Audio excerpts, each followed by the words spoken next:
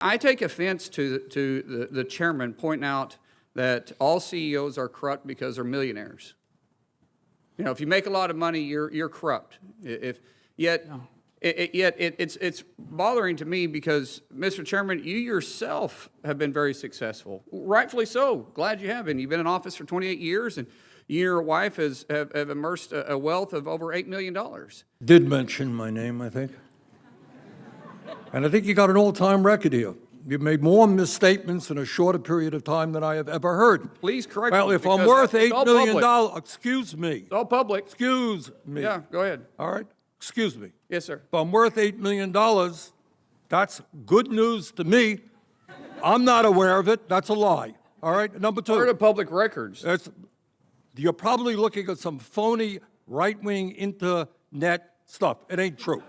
No. All right? You should read beyond that. It is not true. This is wrong. This is as big of a miscarriage of justice as exists in this country. While Republicans claim that this is a big victory for Republicans, meanwhile, the Democrats are doing everything they can to hide their excitement over this deal. My friend from Utah will be happy to know that not everybody in the Democratic caucus thinks this is a great victory for President Biden. Madam President, deficit reduction cannot just be about cutting programs that working families, the children, the sick, the elderly, and the poor depend upon. They are the easy targets. You see, they don't have any lobbyists here. They don't make big campaign contributions. They don't wine and dine members of the House or the Senate. They're an easy target. We can cut programs that working class and low-income people depend upon. But when it comes to demanding that the billionaire class and profitable corporations start paying their fair share of taxes, when it comes to reining in out-of-control military spending and taking on the very powerful military-industrial complex, well, that is another story. That's not something we are comfortable in doing. They're too powerful, make too many campaign contributions, have too many lobbyists, easy to go after the weak and the vulnerable. And we agree that workers and employers alike should share in that wealth. But the way to go about that is let the market determine that distribution of wealth. If Mr. Fain's union can negotiate a 32-hour work week, so be it. If he can convince the auto worker companies in this country to do it, so be it. But let the market determine how the distribution of wealth is to occur. Let me just briefly respond to Mr. King's statement about letting the market decide who benefits from the transition to more advanced technology. For the last 50 years, the market has done just that. And the result has been there has been a $50 trillion transfer of wealth from the bottom 90% to the top 1%. So after those 50 years, there are millions of workers today who are worse off. Well, we have more income and wealth inequality than we've ever had in the history of the country. So I am not quite in favor of letting the market decide. Why can't we just say anti-Semitism on college campuses is wrong? Why can't we have a full stop right there? Perhaps it's because the politics of it is so entangled that the quagmire pit, we must have everything thrown into the bucket, as opposed to just speaking the truth as it is right now on college campuses. Why can't we just condemn anti-Semitism on its face? Why is it so hard for my Democratic colleagues to condemn what Senator Sanders says, and I agree, the oldest form of hate in the world? Why can't we just do that right now? We deserve leadership that speaks to the issue of the day, today, and every day. That's why people are so disgusted with politics. I would agree with Senator Scott on one point. People are disgusted with politics. And maybe the reason that they are disgusted with politics is, despite what the vast majority of the American people want, The United States government is continuing to provide billions of dollars in military aid to the right-wing extremist Netanyahu government. Well, I would suggest to Senator Scott, remember what happened a number of months ago in November, I believe, of 23. 3 young Palestinian college students were shot at close range in my city. Islamophobia in this country is on the rise. If you're a Palestinian walking the streets, you better be careful. So the idea that we should not, as a nation and as a Congress, come together to address anti-Semitism, absolutely. But Islamophobia, we have, as you know, some people out there talking about the Chinese flu and Kung flu. If you think that that does not provoke anti-Asian behavior on the part of some, you would be mistaken. So I think what is appropriate is for us to condemn anti-Semitism, which is exactly what my resolution does, but make it clear that all forms of bigotry in this country are unacceptable. Over 1,400 children, women, and men, they were brutally murdered. 31 Americans were killed, and dozens remain missing or held hostage. In the wake of such a despicable series of attacks, we must ensure that our taxpayers here, that our taxpayers are not being, their dollars are not being sent to aid these terrorist killers. 2 years ago, one of our own State Department officials in the Biden administration, he acknowledged that the possibility that aid to the Palestinians could find its way into Hamas hands. That's unacceptable. And that's why Senator Rick Scott's Stop Taxpayer Funding of Hamas Act is so critical right now. It simply states that no U.S. taxpayer dollars would be authorized to Gaza until the president certifies to us, to Congress, that there are measures in place to prevent any taxpayer dollars from benefiting terrorist organizations. The United States of America, all of us, condemn this act. And in my view, the State of Israel has the absolute right to defend itself against Hamas and terrorism in general. No debate on that. But what I ask my colleagues to also consider is that while we fully appreciate the horrific attack by Hamas against innocent people of Israel, I ask you also to understand that right now there are hundreds and hundreds of thousands of innocent men, women, and children in Gaza who have lost their homes. They've been thrown out of their homes. They have no food, they have no water, they have no fuel. And I remind my colleagues that half of those people are children. Half of the people in Gaza are children. So yes, we are united in doing everything we can to destroy Hamas and their terrorism. But I implore you, do not take Hamas's inhumanity and brutality and terrorism against children who are 3 or 5 years old. I ask you to think for a moment. Think about it. I have a state, represent the state of Vermont, 630,000 people. 1 million people, most of them are poor. They got nothing to begin with. Before this whole business, Gaza was one of the most desperately poor places in the world. Youth unemployment, 75%. Many of their people depended on the UN for basic survival. So what I'm asking people to take a look at is to understand what our country is about. And what our country must not be involved in is making the horrific and miserable situation in Gaza even worse. Now, my Republican colleagues tell you that they want to repeal the president's student loan plan because it costs too much money. We just can't afford it. Well, I'm not going to deny that it does cost a lot of money. But what I find amusing is that when we are saying we need to help working class and lower income young people, what my Republican colleagues say, we can't afford to do that, but what we can do is vote to give away over $1 trillion in tax breaks to the top 1% in large corporations when former President Trump was in office, without paying for it. No, we can't help young people with their student debt, but we can give tax breaks to the richest people in this country and large profitable corporations. And you've been in office for 28 years, and you and your wife have amassed a wealth of over $8 million.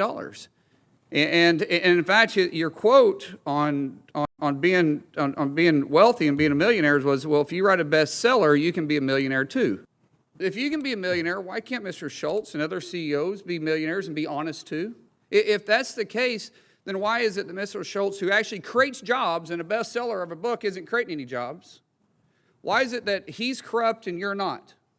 Why is it that all CEOs are corrupt because they're wealthy, and yet our chairman, who is wealthy, and I'm glad you are, you're not? But when you lean towards socialism, what you think is government is the answer and unions are the choice. What is wrong with the CEO defending his company and openly saying that he is providing good benefits and paying higher than everybody else? But yet, if you're not part of a union, you're also paying starvation wages. What hypocrisy! What bias! Chairman, you are chair of the Health, Education, Labor, and Pension Committee. We shouldn't have a biased approach. We should have what's best for America. Excuse me. Yes, sir. If I'm worth $8 million, that's good news to me. I'm not aware of it. That's a lie. All right? Number two. Part of public records. You're probably looking at some phony right-wing internet stuff. It ain't true. No, All right? You should read beyond that. It is not true. it's All part right? of public records. No, it is not public record. Okay. Well, you made It is not $1.7 million on your book. public record. You made All right? It is- $1.7 on your book. Excuse me. I've got the mic now. Number you not two, make the statement I that if have you want to the be a mic millionaire? now. I've got it. Did you had not your make time. that statement? You had your time.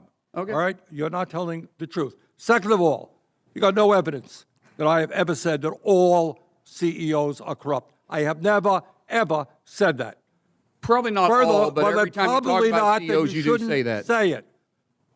Furthermore, what this hearing is about is whether or not you talk about being pro-union. Really, what this hearing is about is whether workers have the constitutional right to form a union. The evidence is overwhelming, not from me, but from the National Labor Relations Board, is that time after time after time, despite what Mr. Schultz is saying, Starbucks has broken the law and has prevented workers from joining unions to collectively bargain for decent wages and benefits. I have to make clear that I cannot vote for this bill.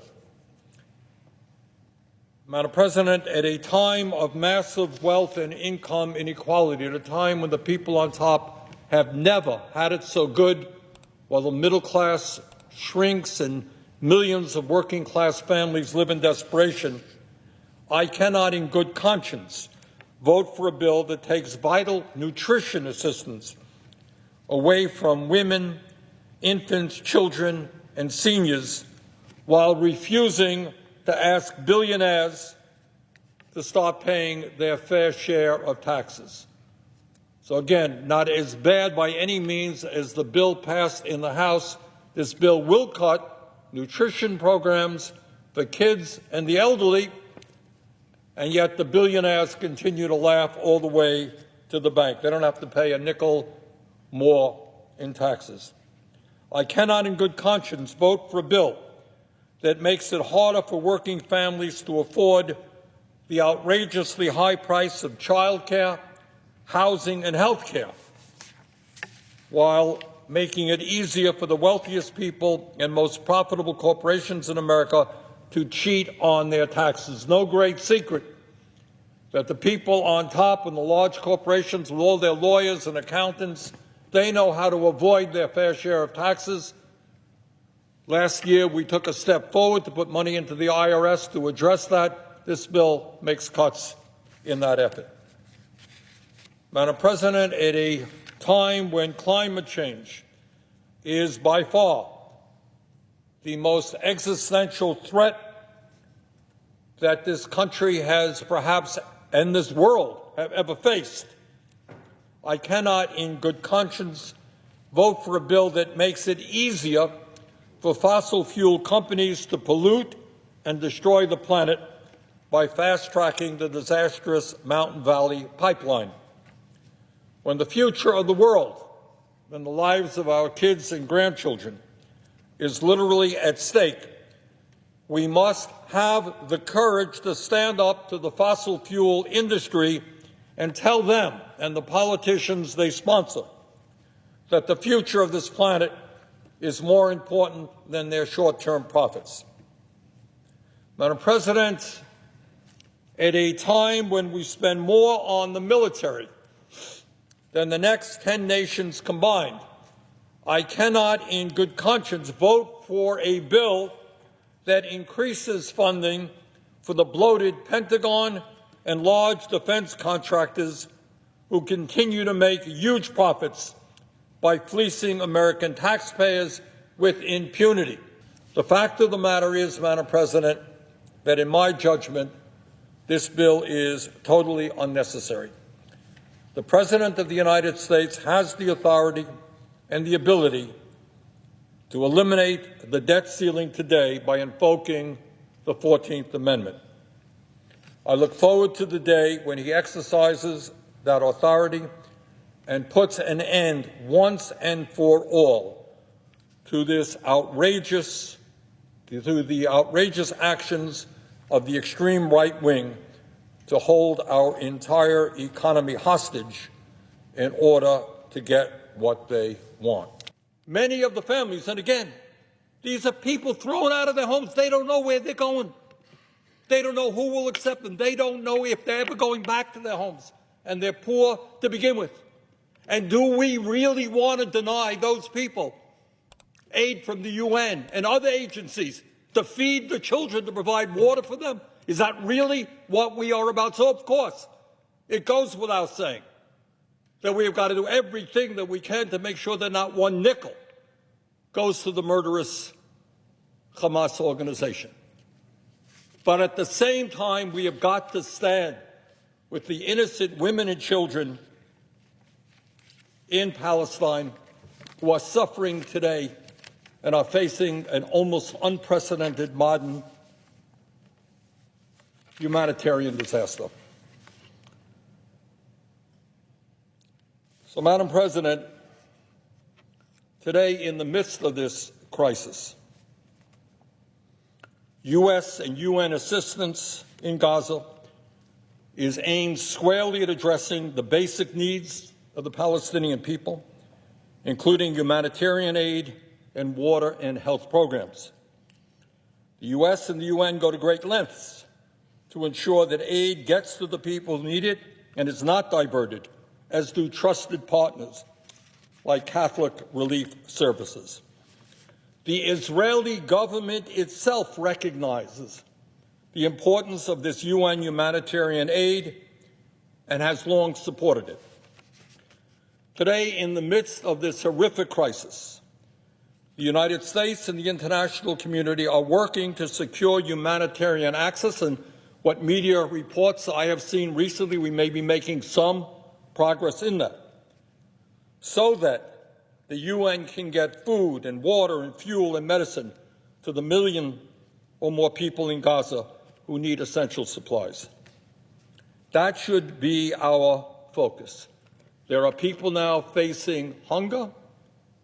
They are facing incredible desperation, and we cannot turn our backs on them. If you think this is going to be good for Israel, if you think that the suffering of the Palestinian people long term is good for Israel, I think you are sorely mistaken. The world is looking at us, and the world understands that what Hamas did was terrible, but they don't want to see our great country turn its back on innocent women and children.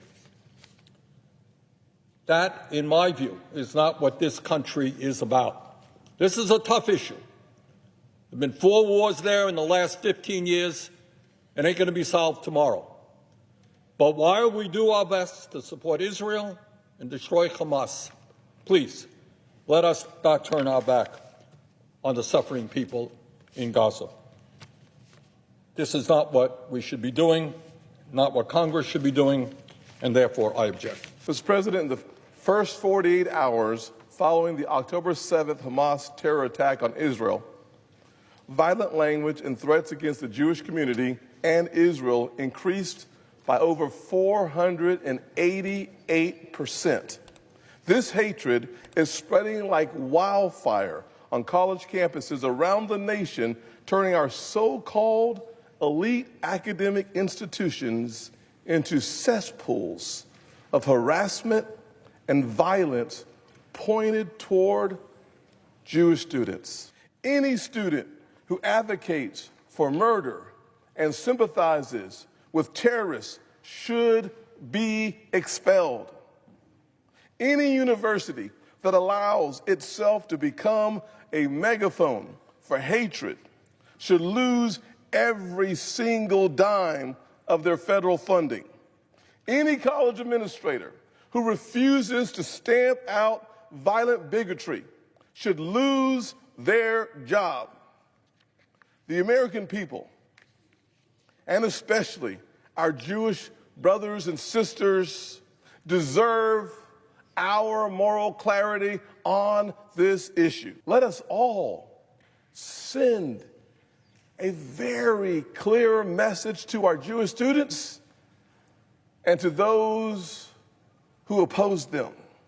It is vital that this body, the so-called most deliberative body on the planet, stands united and speaks with moral clarity on this issue. Mr. President, I rise in opposition to SRES 670, which, in my view, does in fact not go far enough to address the very serious crisis of bigotry taking place all over this country.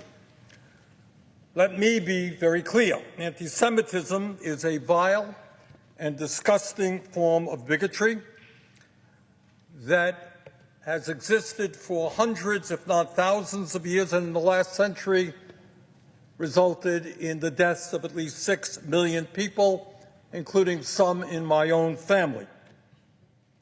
And I strongly and unequivocally condemn all forms of anti-Semitism. In addition, it is imperative that Congress, representing the American people, makes clear our strong opposition to all forms of bigotry in this country, whether on college campuses or elsewhere, including Islamophobia, homophobia, racism, and the growing attacks against the Asian American community.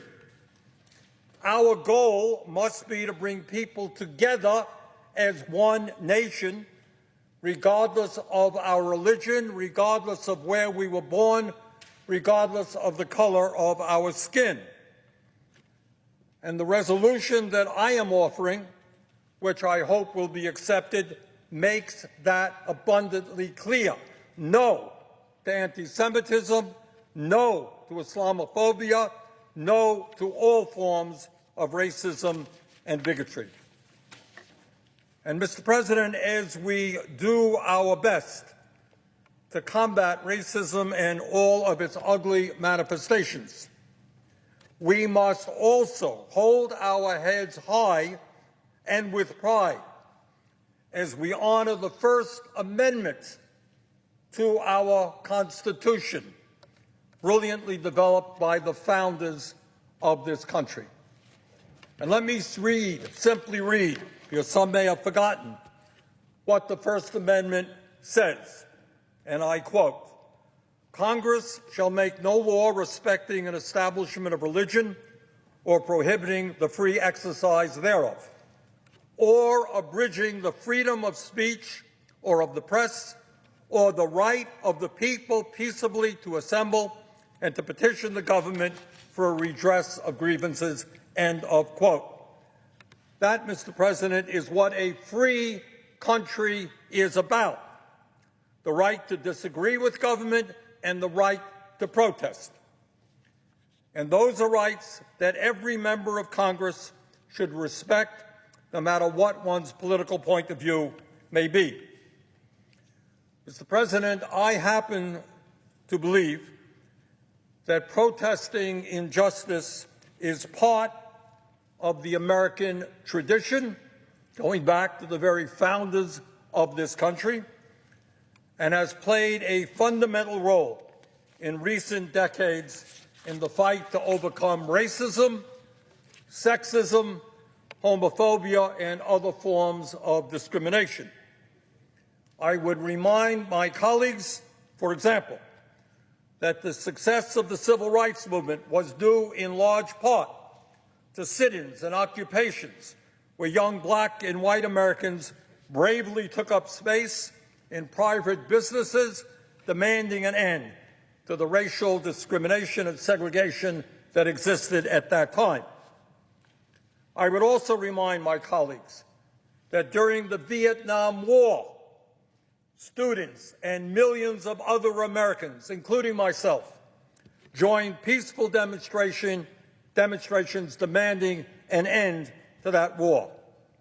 Maybe, just maybe, tens of thousands of American lives and countless Vietnamese lives might have been saved if the government had listened to those demonstrators. And further, let us not forget those who demonstrated against the failed wars in Iraq and Afghanistan. Maybe those protesters should have been listened to as well. You know, despite what some people think here, government policy regarding wars is not always right. In fact, in recent history, it has mostly been wrong. Mr. President, I do find it extraordinary, both tonight and listening to my colleagues, and what I have heard for many months now, that this body is very quick to bring forth bills and resolutions condemning student protesters. But there has been minimal discussion about what these young people are protesting. And that is rather extraordinary. I didn't hear one word of it tonight. What are they out demonstrating about? What have millions of people gone to the streets and talking about?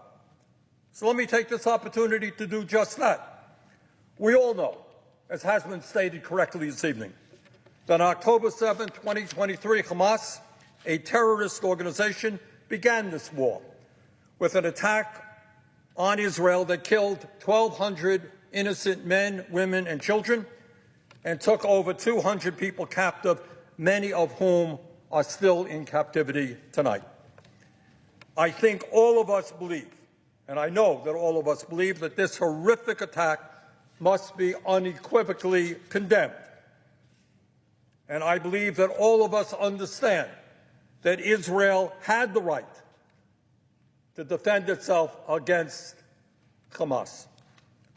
But I certainly do not believe, nor do a strong majority of the American people believe, that the right-wing extremist Netanyahu government has the right to wage an unprecedented all-out war against the Palestinian people.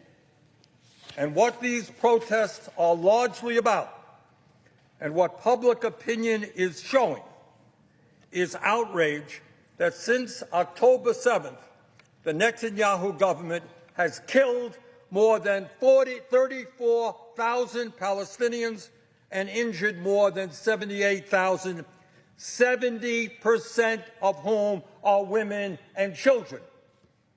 That is over 5% of the 2.2 million people living in Gaza.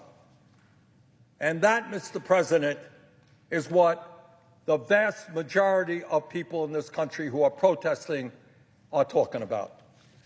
Protesters and the majority of the American people are outraged that 1.8 million people, 80% of the population of Gaza, have been forced out of their homes, 80% forced out of their homes, and sent to overcrowded and dangerous locations.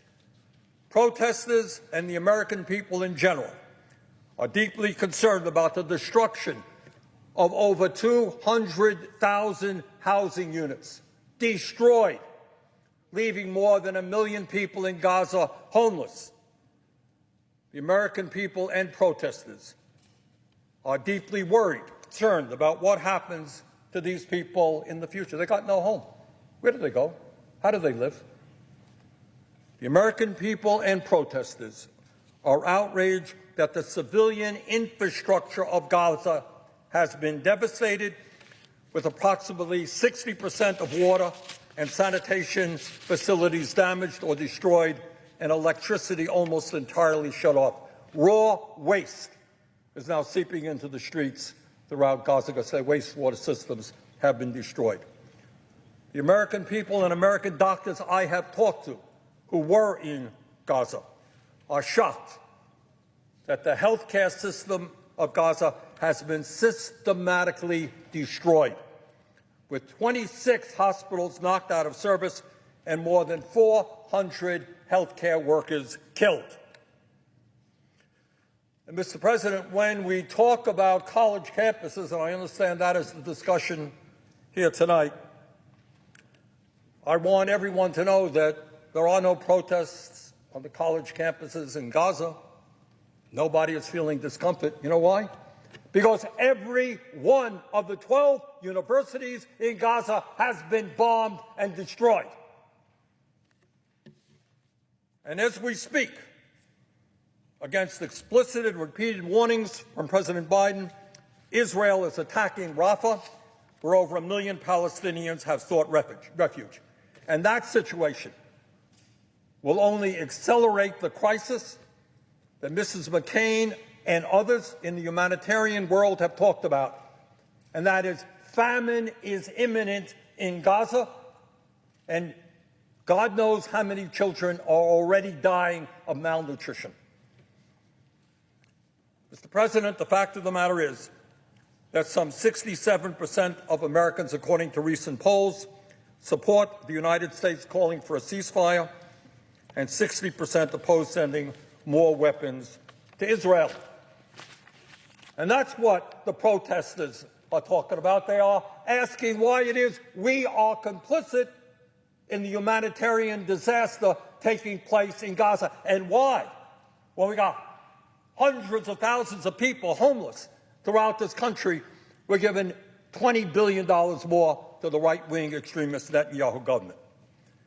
So no, Mr. President, it's not just protesters on college campuses who are upset about U.S. policy with regard to Israel and Gaza.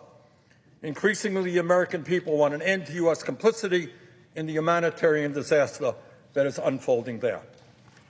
Mr. President, I will therefore be offering an alternative resolution to the one that Senator Scott offered, which does the following, and I hope it would gain unanimous support. One, strongly condemns the rise of anti-Semitic, anti-Muslim, anti-Arab, anti-Asian, and any other form of discrimination on the campuses of schools and institutions of higher education across the United States.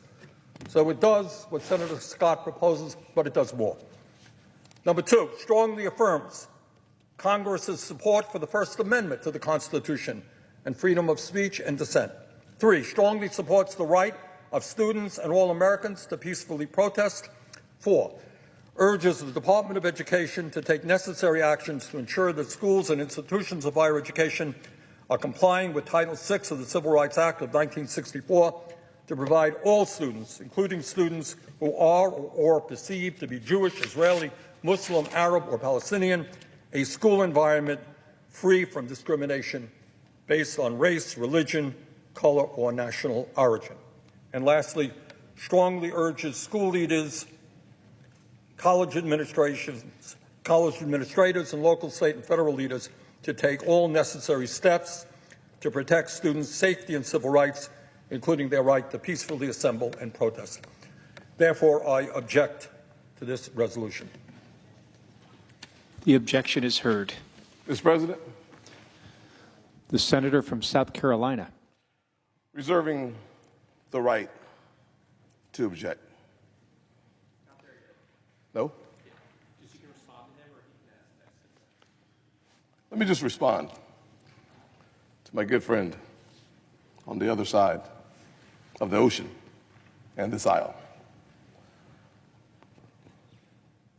I wonder, in the 1960s, when there were black students, what did they want then? It wasn't a resolution condemning all hate when they were the only target of the hate. It was support for those who were being victimized in the moment. Not a resolution that muddies the water. Every single challenge facing the folks in the Middle East as a result of Hamas attacking Israel, every drop of blood is on the hands of the terrorists in Hamas. Period. Every challenge facing folks in Gaza that is a result of Hamas terrorizing the nation of Israel is on the shoulders of Hamas. When you start the war, every innocent life, every unnecessary death is on you, plain and simple. Let me just say that it is a coalition government in Israel, a unanimous coalition government in Israel supporting the efforts of Israel to eliminate Hamas from the planet. And I do too, 100%. Senator Scott said it's a coalition government. It is. It is right-wing extremists in coalition with out-and-out racists. That's the coalition. And people are disgusted because they don't want to see their money going to kill more women and children in Gaza. Now, Senator Scott says that I'm muddying the waters. Really? Well, I would suggest to Senator Scott, remember what happened a number of months ago in November, I believe, of 23. 3 young Palestinian college students were shot at close range in my city. Islamophobia in this country is on the rise. If you're a Palestinian walking the streets, you better be careful. So the idea that we should not, as a nation and as a Congress, come together to address anti-Semitism, absolutely. But Islamophobia, we have, as you know, some people out there talking about the Chinese flu and Kung flu. If you think that that does not provoke anti-Asian behavior on the part of some, you would be mistaken. So I think what is appropriate is for us to condemn anti-Semitism, which is exactly what my resolution does, but make it clear that all forms of bigotry in this country are unacceptable.